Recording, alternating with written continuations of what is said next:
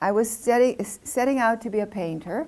Across the hall from those classrooms, I had enrolled in interior design as a practical measure, looking forward to a job upon graduation.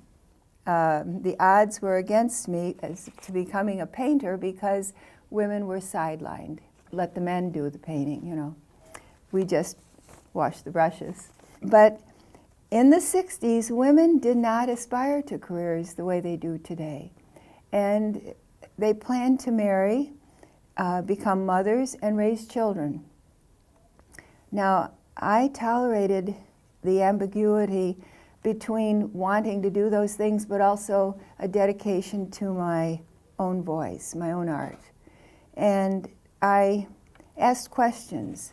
I had some wonderful professors. I encountered a feminist mentor named Ann L. Gibbs, and our intellectual conversations, one-on-one, made a personal difference in my life. Ann had exciting ideas. She sensed a dedication in my pastel drawings, in my white ink on black paper. We were doing architectural renderings, and she would come in and say, apply your elbow grease, pull yourself up by your bootstraps, don't leave a stone unturned, distinguish yourself by your intelligence. She really drove us. Her graduates went on to become top career designers. That was not my intention. She always wanted me to be an interior designer, but she said, look, if you're going to be a painter, you have to have a practical way to support yourself.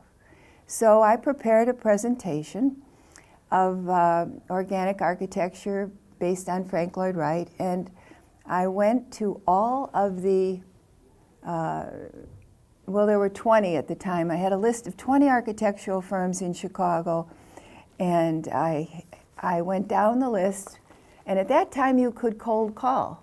So I went in each office, I was accepted. The CEO, in some cases, would talk to me and then say, well, you're a nice young lady, you did a very good presentation, but we aren't hiring. I called Ann Gibbs.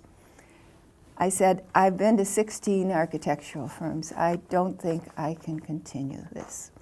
She said, don't leave a stone unturned. Go to the next one. So I had 4 left. Well, I went up to Perkins and Will. Perkins and Will was, at that time, a school architect. I sat down. I said, I've had a disastrous day.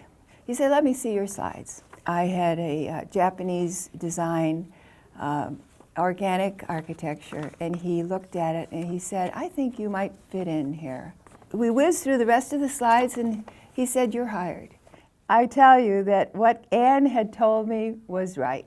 So all through my life, I have held her theories in my mind. Also, Gibbs told me at one point,